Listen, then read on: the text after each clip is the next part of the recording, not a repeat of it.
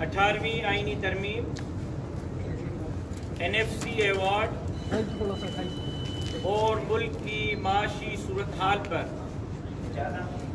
یہاں کراچی میں جمعیت علماء اسلام صوبہ سندھ کے نائب صدر مولانا عبدالقیوم ہالیجوی صاحب کی صدارت میں آل پارٹیز کانفرنس منعقد کی گئی، جس میں خاص طور پر جمعیت علماء اسلام کے مرکزی امیر حضرت مولانا فضل الرحمان صاحب، مرکزی سیکرٹری جنرل حضرت مولانا عبدالغفور حیدری صاحب اور پاکستان پیپلز پارٹی کے چیئرمین جناب بلاول بھٹو زرداری صاحب کو دعوت دی گئی۔ مولانا عبدالغفور حیدری صاحب، حضرت مولانا فضل الرحمان صاحب اور جناب بلاول بھٹو زرداری صاحب کی جگہ پر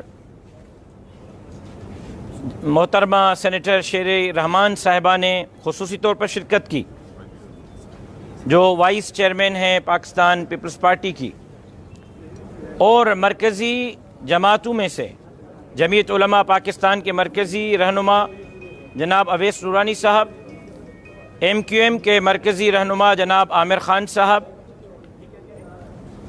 اور مختلف جماعتوں کے مرکزی صدور اور باقی تمام تنظیموں کے صوبائی صدور تشریف لائے۔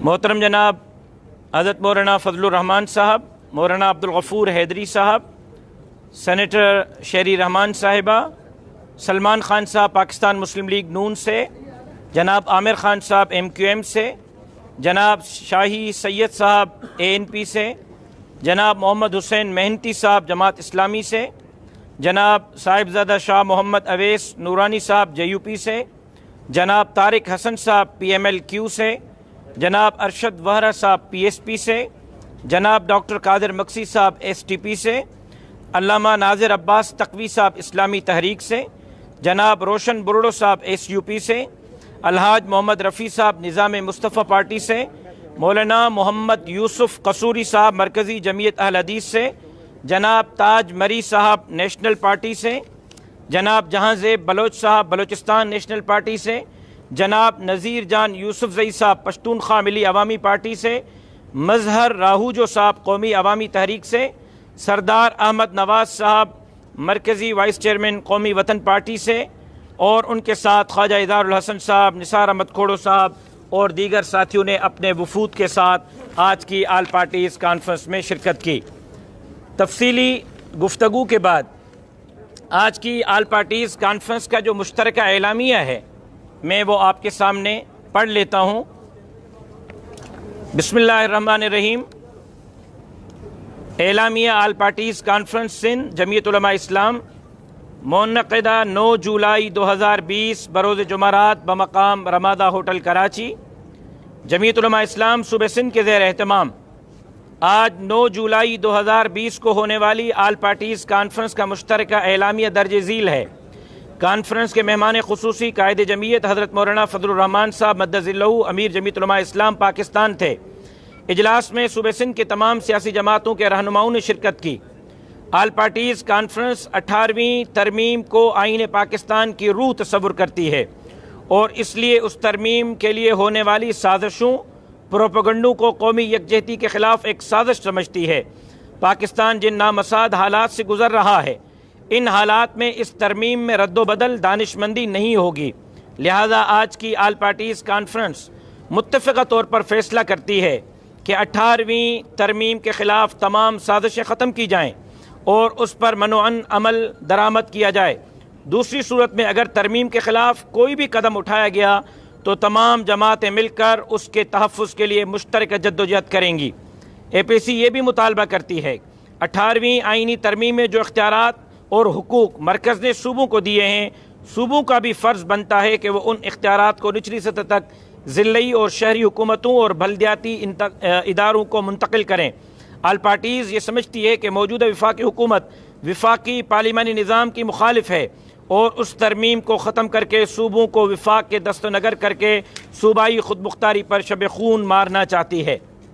آل پارٹیز نے NFC ایوارڈ کے بارے میں مشترکہ فیصلہ کرتے ہوئے کہا ہے کہ NFC ایوارڈ میں آئین پاکستان کی دفعہ 160 کی ذیلی شق نمبر 3 کے مطابق صوبوں کا حصہ 57.5% ہے، جس میں کسی قسم کی کمی قبول نہیں کی جائے گی، اور NFC ایوارڈ میں انتظامی آرڈر کے ذریعے کوئی بھی کمی قبول نہیں ہوگی۔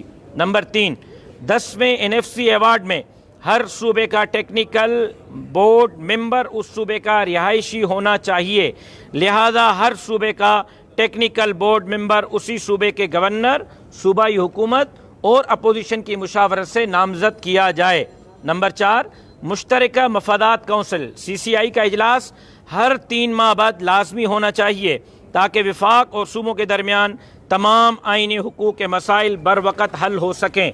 نمبر 5، یہ آل پارٹیز کانفرنس اس بات کا اعادہ کرتی ہے کہ ملک کو اس کے حقیقی منتخب پارلیمنٹ، اسمبلیاں اور نمائندے ہی بحرانوں سے نکال سکتے ہیں، اس لیے پارلیمنٹ کی سپرمیسی کو برقرار رکھا جائے۔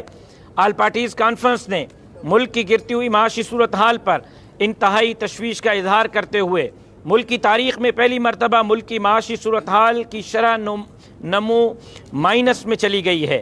موجودہ بجٹ ملک کی تاریخ کا بدترین بجٹ ہے، جس کی وجہ سے مہنگائی عروج پر ہے، پاکستانی روپے کی دن بدن کمزور ہوتی جا رہی ہے، ملکی قرضوں میں اضافے کا باعث روپے کی کمی ملکی قرضوں میں اضافے کا باعث بن رہی ہے۔ اس پر موجودہ حکومت نے پچھلے 2 سالہ مدت میں اتنے قرضے لیے ہیں جس سے سابقہ قرضوں کے تمام ریکارڈ ٹوٹ گئے ہیں۔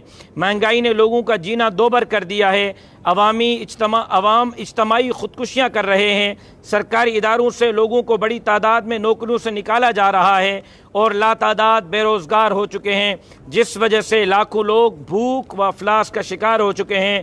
حکومت سے مطالبہ کیا جاتا ہے کہ وہ ہوش کے ناخن لے اور IMF اور غیر ملکی مالیاتی اداروں کے خواہش پر پاکستانی عوام اور پاکستانی معیشت پر ظلم نہ ڈھایا جائے۔ نمبر 7، آج کی all parties conference Pakistan steel mill کے ملازمین کے برطرفی کی شدید مذمت کرتی ہے اور حکومت سے مطالبہ کرتی ہے کہ اس ظالمانہ فیصلے کو فی الفور واپس لیا جائے اور سپریم کورٹ کے فیصلے کے مطابق اس معاملے کو کونسل آف کامن انٹرسٹ کے فورم پر حل کیا جائے۔ محکمہ سیاحت کو ختم کرنے اور تمام ملازمین کو برطرف کرنے کا حکم غریب ملازمین کا معاشی قتل تصور کیا جاتا ہے۔ نمبر 8، آل پارٹیز کانفرنس ملک میں جاری میگا پروجیکٹ یعنی CPEC میں رکاوٹ ڈالنے کی حکومتی کوششوں کی مذمت کرتے ہوئے اس منصوبے کو گیم چینجر کا نام دیتے ہوئے اس پر رکاوٹوں کو فی الفور دور کرنے کا مطالبہ کرتی ہے، اور یہ بھی مطالبہ کرتی ہے کہ اس اہم منصوبے میں تمام صوبوں کو برابری کے بنیاد پر حصہ دیا جائے۔ نمبر 9، کرونا وائرس کی وبا میں حکومت کے غیر سنجیدہ اقدامات پر تشویش کا اظہار کیا گیا۔ اپوزیشن کی تمام جماعتوں نے اپنے تمام تر اختیارات کو پس پشت ڈال کر حکومت کے ساتھ ہر ممکن تعاون کیا اور لاک ڈاؤن کے دوران متاثرہ خاندانوں کی مدد کرتے ہوئے راشن اور نقود رقم بھی تقسیم کی گئیں، لیکن حکومت کے غیر مطمئن اقدامات کی وجہ سے کرونا وبا پورے ملک میں پھیلی، جس کا خمیازہ پاکستانی عوام اپنی جانوں کے عوض برداشت کر رہے ہیں۔ کانفرنس نے فرنٹ لائن پر ڈیوٹی کرنے والے ڈاکٹرز، نرسز و دیگر اہلکاروں کو خراج تحسین پیش کیا۔ اس وبا اور لاک ڈاؤن سے معاشی طور پر متاثر ہونے والے تمام طبقوں کو ریلیف پیکیج دینے کا بھی مطالبہ کیا گیا۔ نمبر 10، ٹڈی دل سے متاثرہ زمینداروں اور کاشتکاروں کو بھی ریلیف پیکیج دیا جائے۔ صوبائی اور وفاقی حکومتوں سے آل پارٹیز نے مطالبہ کیا کہ ٹڈی دل کے حملوں سے فصلوں کو بچانے کے لیے فوری اقدامات کیے جائیں۔ اگر اس سلسلے میں کوتاہی کی گئی تو ملک میں غذائی اجناس کی قلت پیدا ہونے کا خدشہ ہے۔ نمبر 11، آج کی آل پارٹیز کانفرنس پورے ملک میں بالخصوص اور صوبہ سندھ میں تمام لاپتہ افراد کو بازیاب کرانے کا مطالبہ کرتی ہے، سیاسی کارکنوں کو اغوا کر کے قتل کرنے کی مذمت کرتی ہے اور ملک میں جاری غیر آئینی غیر قانونی گرفتاریوں کی بھی مذمت کرتی ہے۔ حکومت سے مطالبہ کرتی ہے کہ اس غیر آئینی، غیر قانونی اور غیر انسانی سلسلے کو فی الفور روکا جائے۔ پاکستان میں کوئی شخص مسنگ پرسن نہیں ہونا چاہیے۔ اگر کسی فرد پر کسی جرم کا یا کوئی الزام ہو یا کسی حکومت، قانون یا ادارے کو کوئی شکایت ہو تو اسے قانونی کارروائی کے تحت عدالتوں میں پیش کیا جانا چاہیے۔ انسانی حقوق کا عالمی چارٹر بھی یہی کہتا ہے کہ کسی کے گھر میں بغیر ایف آئی آر، بغیر وارنٹ، بغیر لیڈیز پولیس کے داخل ہونا غیر قانونی، غیر آئینی اور آئین کے آرٹیکل 14 کی خلاف ورزی ہے۔ نمبر 12، آل پارٹیز کانفرنس میڈیا چینلز کی بندش کی مذمت کرتی ہے اور سمجھتی ہے کہ حکومت میڈیا کا سامنا کرنے سے قاصر ہے۔ حکومت تنگ نظری کی بنیاد پر نہ تنقید برداشت کر سکتی ہے، نہ ہی آزاد صحافت کی اجازت دے سکتی ہے۔ میڈیا سے بھرپور یکجہتی کا اظہار کرتے ہوئے حکومت کے متعصبانہ رویے کی مذمت کی جاتی ہے۔ اے پی سی حکومت کی جانب سے نیب کو حرکت میں لانے اور میڈیا پر دباؤ کی پالیسی کو مسترد کرتی ہے۔ یہ اقدامات اظہار آزادی پر حملہ تصور ہیں، لہذا اے پی سی مطالبہ کرتی ہے کہ ریاست کے چوتھے ستون میڈیا کو مکمل آزاد رکھا جائے تاکہ میڈیا آزاد ماحول میں عوام کو اصل حقائق سے آگاہ کر سکے۔ آل پارٹیز مطالبہ کرتی ہے کہ میڈیا مالکان جو واجبات حکومت کی طرف سے بقایا ہیں انہیں فی الفور ادا کیا جائے، اور میڈیا مالکان سے بھی مطالبہ کیا گیا کہ وہ اپنے اداروں سے صحافیوں کو بے روزگار نہ کریں۔ نمبر 13، آل پارٹیز کانفرنس قومی ایئر لائن پی آئی اے کی تباہ حالی پر تشویش کا اظہار کرتی ہے۔ پی آئی اے جو کہ قومی اثاثہ ہے اور جسے دنیا کی بہترین ایئر لائن تسلیم کیا جاتا تھا، آج اسے کیوں پستی کی راہ پر گامزن کیا گیا ہے؟ اس وقت اس کی انٹرنیشنل فلائٹس کے روٹس بند ہو چکے ہیں۔ کیا پی آئی اے کو کھوکھلا اور اس نہج پر لا کھڑا کر کے اس کی پشت پر دنیا بھر میں پی آئی اے کے اثاثہ جات کو فروخت کرنے کی مذموم سازش تو کار فرما نہیں ہے؟ یا پھر ہزاروں ملازمین جن کا روزگار قومی ایئر لائن پی آئی اے سے وابستہ ہے انہیں بے روزگار تو نہیں کیا جا رہا؟ ہم کسی صورت پی آئی اے ملازمین کو بے روزگار نہیں ہونے دیں گے اور نہ ہی قومی ورثے پی آئی اے یا دنیا بھر میں موجود اس کے اثاثوں اور ملکیتوں کو فروخت کرنے کی اجازت دیں گے۔ نمبر 14، کہ الیکٹرک ہیسکو سیپکو کی جانب سے شہر کراچی سمیت صوبہ سندھ کے اندر بدترین لوڈ شیڈنگ کی مذمت کرتے ہیں، اور ہم سمجھتے ہیں کہ وفاقی حکومت صوبہ سندھ میں 18 گھنٹے کی لوڈ شیڈنگ سے صنعتی مسائل کے ساتھ ساتھ عوام کو مشکلات میں مبتلا کر رہے ہیں، جسے فی الفور ختم کیا جائے اور تسلسل کے ساتھ بجلی کی فراہمی کو یقینی بنایا جائے۔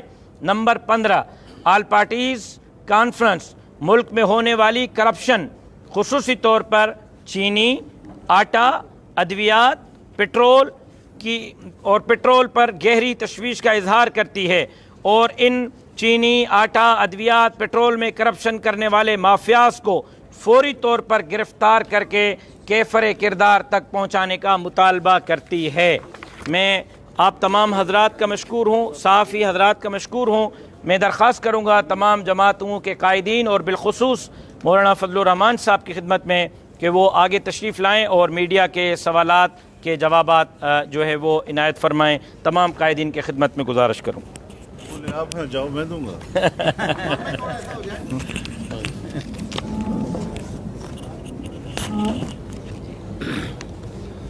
میں ذرا پیچھے ہو جاؤں۔ جی حضرات، بس ہو گئے نا؟ جی، موجودہ صورتحال تو یہی تھی جو بیان ہو گئی۔ اچھا یہ بتائیے حضرت، جو آپ نے دھرنا دیا ہوا تھا، جو آپ کے کان میں کچھ کہا گیا تھا، اس پہ کب عمل درآمد ہو رہا ہے اور آپ کب شیروانی پہننے کے لیے تیار ہیں؟ دیکھیں، میں اس طرح تو شیروانی نہیں پہنوں گا، خدا فضل کرے ہمیں۔ ہم تو اس ملک میں سنجیدگی کے ساتھ اس الیکشن کو جو 2018 میں ہوا ایک بہت بڑا فراڈ سمجھتے ہیں۔ اس کو پہلے روز سے مسترد کیا ہے تمام سیاسی پارٹیوں نے، اور اس حوالے سے یہ موقف آج ایک قومی موقف کی حیثیت اختیار کر چکا ہے۔ آج گلی کوچے میں بچے کی زبان پر یہ ہے کہ یہ الیکشن فراڈ ہے اور یہ لوگ جو ہیں جعلی قسم کے حکمران ہیں۔ مولانا صاحب دیکھیں، پورا پاکستان پریشان ہے، شاید ہی کوئی خوش ہو موجودہ حکومت سے، لیکن دیکھنے میں یہ آیا کہ اپوزیشن بھی کہیں متحد نہیں ہو رہی, کسی ایک بات پہ متفق نہیں ہو رہی. آپ نے دھرنا دیا, جس طرح پیپلز پارٹی یا نون لیگ نے یا دیگر جماعتوں نے ساتھ دیا وہ سب کے سامنے ہے. اس وقت بھی صورتحال یہ, جب کوئی بڑا ایونٹ آتا ہے تو میاں شہباز شریف صاحب یا تو بیمار ہو جاتے ہیں یا ان کے کوئی تو راستے میں رہ جاتے ہیں, ایونٹ پورا نہیں ہوتا.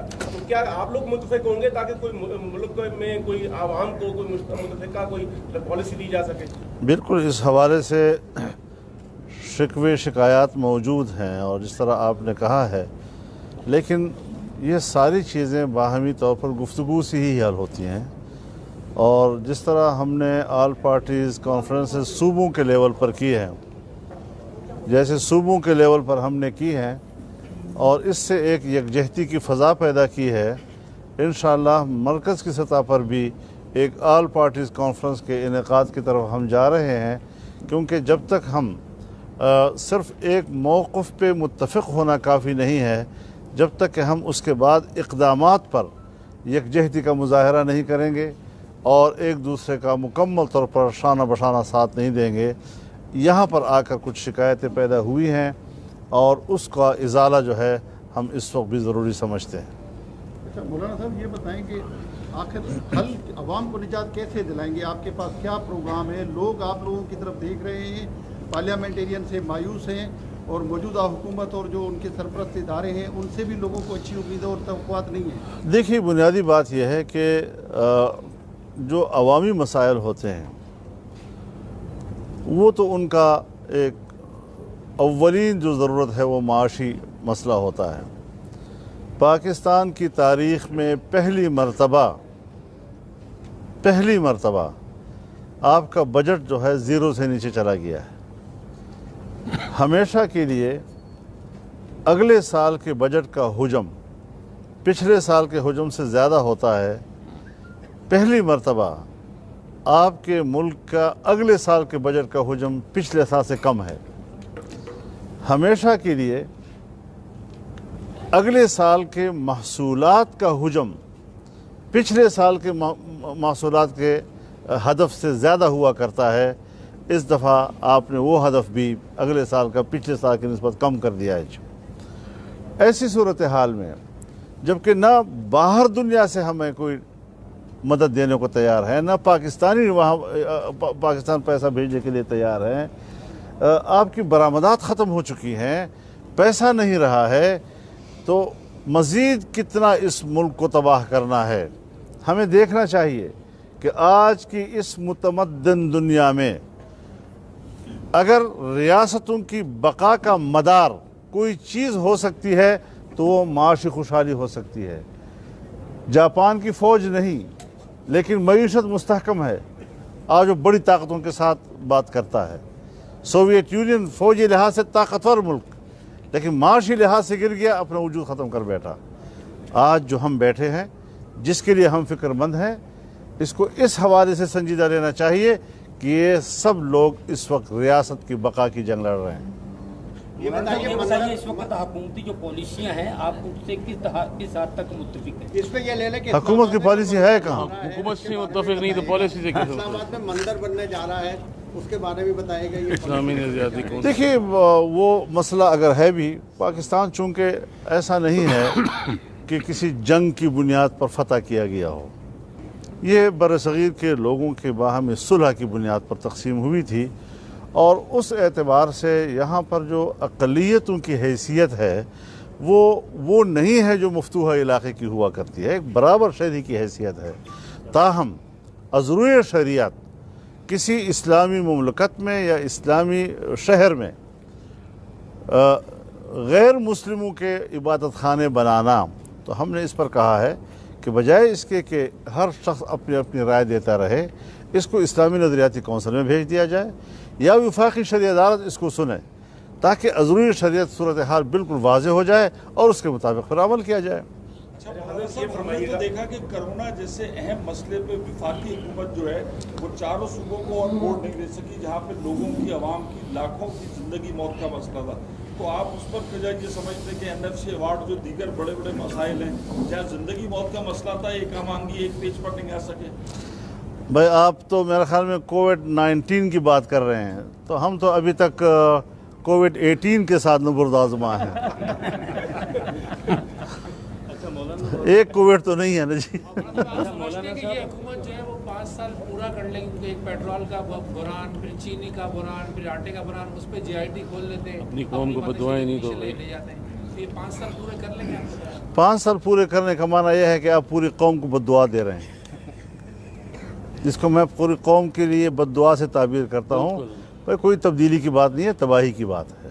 अच्छा हजरत, चले कौम को बददुआ ना दें, ये बताइएगा कि नए इलेक्शन मौजूदा सूरत हाल का हल है या पार्लियामेंट में तब्दीली? दूसरा सवाल ये है कि आपके साथ मार्च और अप्रैल के वादे। मैं गुजारिश करूँ आपसे, देखिए आईन पाकिस्तान ये हमारे दरमियान एक मीसाक मिल्ली है, यही एक इमरानी मुआहिदा है तमाम सूबों के और सूबों के अंदर रहने वाले कौमियतों के दरमियान।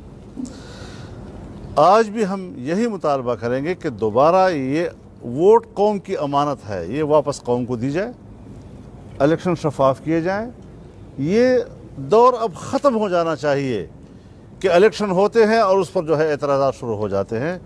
एक दफ़ा शफाफ इलेक्शन कौम को दिया जाए, इदारे मुदाखलत उसमें न करें, बक्से तब्दील न करें, बक्से न चुराएं, अवाम के वोट को सही मानों में गिना जाए, जो फैसला कौम करेगी हम कबूल करें। -1 की बातें की जा रही हैं, -1 की जो है वो बात में सुनाई दी जा रही है, आपके इल्म में भी होगा कि आपको लगता है कि कोई -1 होने जा रहा है? हजरत, एक अंडे को निकालने से कुछ नहीं होगा, पूरा टोकरा जो है वो खराब है जी। -आल की बात करें। हुकूमत पर ये एतराज था कि उन्होंने अक़वाम मुत्तहिदा में कलभूषण का नाम नहीं लिया, लेकिन एक तो अभी अक़वाम मुत्तहिदा में भारत को वाकआउट दिया गया, दूसरा कलभूषण को अपील की भी पेशकश की गई है। तो ये पॉलिसी क्या बन रही गवर्नमेंट की? कुछ थोड़ा सा हम तो वाकई नहीं समझ रहे इस बात को। जिस तरह फाटा का इंतज़ाम किया गया, बिल्कुल उसी तरीके से कश्मीर का इंतज़ाम कर लिया गया। अब हमारी पॉलिसी अजीब है कि कश्मीर के महाज पर टेंशन है और करतारपुरा के महाज पर दोस्ती और मोहब्बत है। ये दो महाजों पर एक ही यूनियन के साथ तो वही अर्ज कर रहा हूँ जी। कलभूषण के हवाले से मसला अदालत में है, उसको अदालत में होना चाहिए। पाकिस्तान के आइन के मुताबिक हमें अपने दुश्मन के साथ, चाहे वो हमारा दुश्मन भी है, लेकिन अदल इंसाफ का मुस्तहिक हर आदमी हो सकता है जी।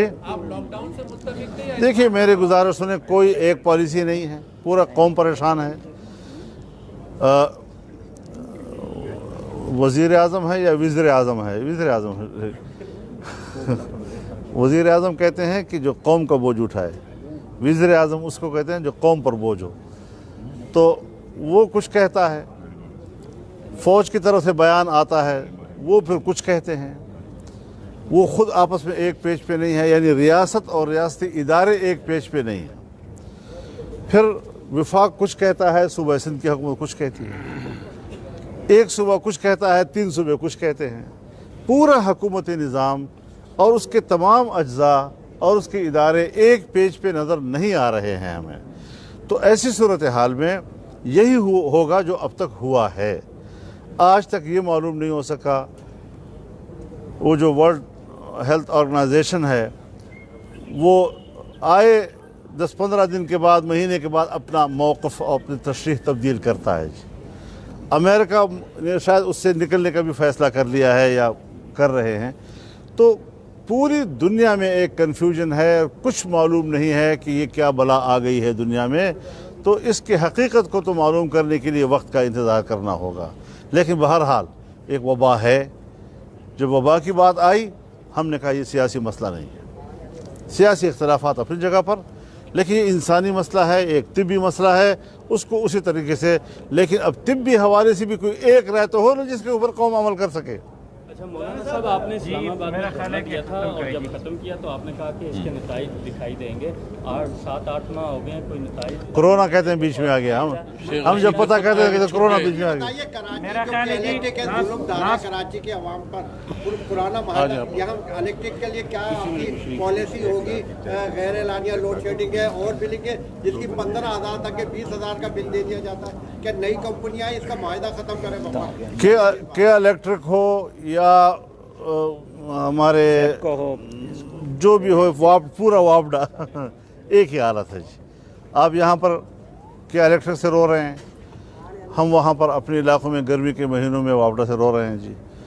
लोड शेडिंग नहीं भी है और है भी, और अगर है भी तो वोल्टेज बहुत कम होता है। तो इस हवाले से कई मुश्किलात हैं, और जब आपकी बिजली नहीं है या उसका वोल्टेज कम है तो आपका ट्यूबवेल नहीं चलता, फिर आपके पीने के पानी का बहरान पैदा हो जाता है। तो इस लिहाज से हम जिहत यहाँ बेबरकतियाँ हैं और कोई समझ में नहीं आ रहा कि मसाइल उलझते चले जा रहे हैं, हल होने की तरफ कोई भी मसला नहीं जा रहा है। बहुत शुक्रिया आपका। एक मिनट जी, मौलाना सुन लें, किसी और पार्टी से कोई सवाल है तो कर लें, वरना बहुत शुक्रिया जी। सियासी मसला नहीं बनाया, लेकिन मदारिस आपने खोल दिए, स्कूल अभी तक बंद है, उस पर आप क्या कहेंगे? मदारिस हमने खोलने का फैसला किया है, जिस तरह हुकूमत ने किया है। उन्होंने भी कहा है खोलेंगे, लेकिन एक बात जहन में रहे कि दीनी मदारस के छुट्टियों के महीने शौबान, रमज़ान और शवाल हुआ करते हैं, जबकि सरकारी स्कूलों की छुट्टियों के जो महीने हैं वो जून, जुलाई और अगस्त हुआ करते हैं। लिहाजा अगर ये अगस्त तक जाते हैं तो ये तो ऑलरेडी उनका अपने छुट्टी के दौरानिया है। सो अब तो हम तो वहाँ मार्च से शौबान से बंद किए बैठे हैं। शौबान हमारा गुजर गया, रमज़ान शरीफ हमारा गुजर गया, शव्वाल हमारा पूरा गुजर गया, इस वक्त ज़िकात जा रहा है। अब आप मुझे बताएं कि वो बच्चे जो हिफ्ज़ व नाज़रा से वाबस्ता हैं, अगर वो एक हफ़्ता भी मदरसे नहीं जाते तो जो पढ़ा हुआ है वो भी भूल जाते हैं। लिहाजा फ़िलहाल बच्चों के इदारे खोलने का फ़ैसला किया गया है। और दूसरा ये कि वो जो इम्तिहान उनका बाकी था उसके लिए भी COPs के तहत, और बच्चा जिस ज़िले में है वही ज़िले में किसी मदरसे के अंदर इम्तिहानी सेंटर बनाकर इम्तिहान देने की उसको मौका दिया जा रहा है। बाकी मदारस जो हैं वो हम भी ईद उल अज़हा के बाद खोलने की बात कर रहे हैं, और गवर्नमेंट भी इदारे जो हैं वो ईद उल अज़हा के बाद खोलने की बात कर रहे हैं। तो कोई तसादुम की तरफ हम नहीं जा रहे।